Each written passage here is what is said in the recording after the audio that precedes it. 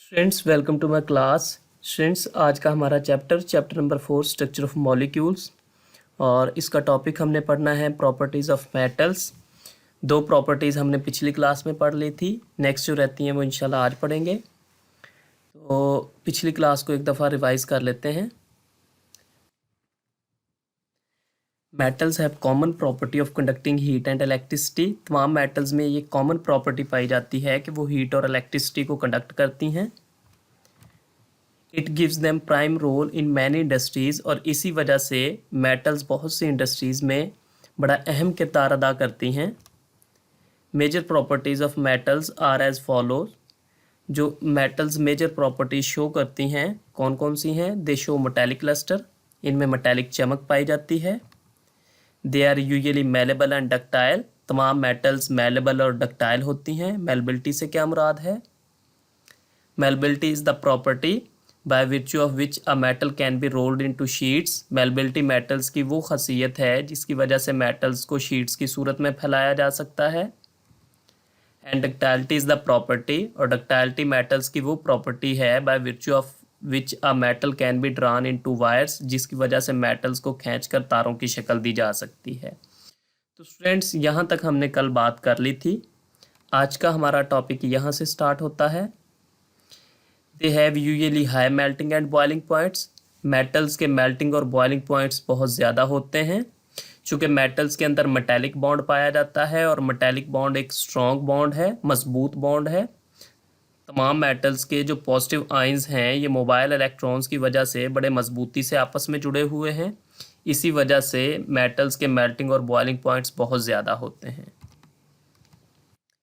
Being greater in size, ज़्यादा size की वजह से they have low ionization energies, इनकी आयोनाइजेशन एनर्जी कम होती है। And form cations very easily, और इसी वजह से कैटाइंस बड़ी आसानी से बनाती हैं। वो कह रहा है कि चूंकि मेटल्स का साइज़ बहुत ज़्यादा होता है, और जब साइज़ बहुत ज़्यादा होता है तो आखिरी शेल्स के इलेक्ट्रॉन न्यूक्लियस से दूर होते हैं और न्यूक्लियस की उन पर अट्रैक्शन बहुत कम होती है। इसी वजह से उनसे इलेक्ट्रॉन निकालना आसान है, यानी थोड़ी एनर्जी देना पड़ती है और इलेक्ट्रॉन निकल जाता है। और जब थोड़ी एनर्जी से इलेक्ट्रॉन निकल जाता है तो हम कह सकते हैं कि मेटल्स आसानी से कैटाइंस बनाती हैं। They are good conductor of heat and electricity in solid and liquid state due to mobile electrons. Mobile electrons की वजह से, यानी कि फ्री इलेक्ट्रॉन्स की वजह से मेटल्स सॉलिड और लिक्विड स्टेट में इलेक्ट्रिसिटी और हीट की अच्छी कंडक्टर हैं। स्टूडेंट्स आज हमने 3 प्रॉपर्टीज़ के बारे में पढ़ा है। पहली प्रॉपर्टी ये है कि तमाम मेटल्स के मेल्टिंग और बॉइलिंग पॉइंट्स बहुत ज़्यादा होते हैं और इसकी वजह इनमें स्ट्रॉन्ग मेटेलिक बॉन्डिंग। और दूसरी प्रॉपर्टी आज जो हमने पढ़ी है वो ये है कि मेटल्स की जो आयोनाइजेशन एनर्जी है वो बहुत कम होती है चूँकि इनका साइज़ ज़्यादा होता है, और इसी वजह से ये कैटाइंस आसानी से बनाती हैं। और तीसरी प्रॉपर्टी आज हमने पढ़ी है कि तमाम मेटल्स सॉलिड और लिक्विड स्टेट में हीट और इलेक्ट्रिसिटी की अच्छी कंडक्टर हैं, और इसकी वजह मोबाइल इलेक्ट्रॉन्स। स्टूडेंट्स आज के टॉपिक से रिलेटेड हमारे क्वेश्चंस।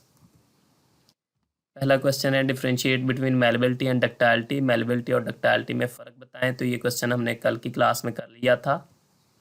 दूसरा क्वेश्चन है why metals are good conductor of heat and electricity. Metals heat और इलेक्ट्रिसिटी की अच्छी कंडक्टर क्यों हैं? तो इसकी वजह हमने पढ़ी है कि तमाम मेटल सॉलिड और लिक्विड स्टेट में हीट और इलेक्ट्रिसिटी की अच्छी कंडक्टर हैं चूँकि इनके अंदर मोबाइल इलेक्ट्रॉन्स मौजूद होते हैं, फ्री इलेक्ट्रॉन्स मौजूद होते हैं। आपको पता है कि मेटल्स की आखिरी शेल के इलेक्ट्रॉन्स पे जो गिरफ्त है वो बहुत वीक होती है, और इसी वजह से जो आखिरी शेल के इलेक्ट्रॉन्स हैं वो पूरी मेटल के अंदर आज़ादाना हरकत करते हैं, और उन्हीं इलेक्ट्रॉन्स की वजह से फिर मेटल्स हीट और इलेक्ट्रिसिटी को कंडक्ट करती हैं। स्टूडेंट्स पंजाब टेक्स्ट बुक जहाँ से आपने इस टॉपिक को प्रिपेयर करना है, आज हमने लास्ट 3 प्रॉपर्टीज़ के बारे में पढ़ा है। मैंने रेड बॉक्स के अंदर हाईलाइट कर दिया है। अब ये हमारा टॉपिक कंप्लीट हो गया, बल्कि चैप्टर ही कंप्लीट हो गया है। आपने इसको अच्छे तरीके से प्रिपेयर करना है। Thank you students.